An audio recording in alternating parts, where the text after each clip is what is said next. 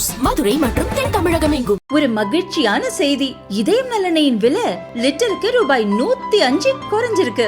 September 2023ல 1 litre இதயம் நல்லெண்ணெயின் அதிகபட்ச விலை ரூபாய் 503. ஆனா இப்ப 1 லிட்டர் இதயம் நல்லெண்ணெயின் விலை ரூபாய் 398 மட்டும்தான் தமிழ்நாட்டுல. அப்ப இனிமே எல்லாரும் இதயம் நல்லெண்ணெய் வாங்கலாம் இல்ல? ஜம்மு காஷ்மீரின் பகல்காமில் அப்பாவி சுற்றுலா பயணிகள் 26 பேரை பயங்கரவாதிகள் சுட்டுக் கொன்ற சம்பவம் உலக அரங்கில் அதிர்ச்சியை ஏற்படுத்தியுள்ளது. பாகிஸ்தான் ஆதரவு பயங்கரவாதிகளின் இந்த கொடூர செயலுக்கு பதிலடி கொடுக்க இந்தியா பல்வேறு அதிரடி முடிவுகளை எடுத்து வருகிறது. அதில் ஒன்றுதான் சிந்து நதிநீர் ஒப்பந்தம் இடைநிறுத்தம். சிந்து நதிநீர் ஒப்பந்தத்தை ரத்து செய்த இந்தியா பாகிஸ்தானுக்கு ஒரு சொட்டு நீர் கூட போகாத வகையில் நடவடிக்கை எடுக்கப்படும் என்று கூறியுள்ளது. சிந்து நதி நீர் நிறுத்தப்பட்டால் பாகிஸ்தானில் கடும் தண்ணீர் பஞ்சம் ஏற்படும், 80% விவசாயம் பாதிக்கப்படும் என்பதால் அந்த நாடு அலறத் தொடங்கியுள்ளது.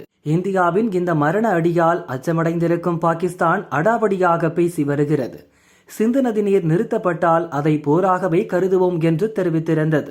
தனது வான்பரப்பில் இந்திய விமானங்கள் பறக்கவும் தடை விதித்துள்ளது. எல்லையிலும் அத்துமீறி துப்பாக்கிச்சூடு நடத்துகிறது. பாகிஸ்தானின் தாக்குதலுக்கு இந்தியாவும் சரியான பதிலடி கொடுத்து வருகிறது. இந்த பரபரப்பான சூழலில் பாகிஸ்தான் முன்னாள் வெளியுறவு அமைச்சரும் பாகிஸ்தான் மக்கள் கட்சி தலைவருமான பிலாவல் பூட்டோ ஆணவத்துடன் பேசியிருக்கிறார். பாகிஸ்தானில் பொதுக்கூட்டம் ஒன்றில் பேசிய பிலாவல் பூட்டோ, இந்தியாவுக்கு நான் ஒன்றை சொல்லிக் கொள்கிறேன். சிந்து நதி எங்களுடையது, தொடர்ந்து எங்களுடையதாகவே இருக்கும். ஒன்று நமது தண்ணீர் அந்த நதியில் ஓடும், இல்லையென்றால் அவர்களின் ரத்தம் ஓடும். தங்கள் உள்நாட்டு பாதுகாப்பில் கோட்டை விட்ட இந்தியா மக்களின் கவனத்தை திசை திருப்ப பாகிஸ்தானை பலிகடா ஆக்குகிறது என்றும் பேசினார். सिंधु को बचाने के लिए और इन खदशात से, इन खतरात से हमने तो बचा दिया है.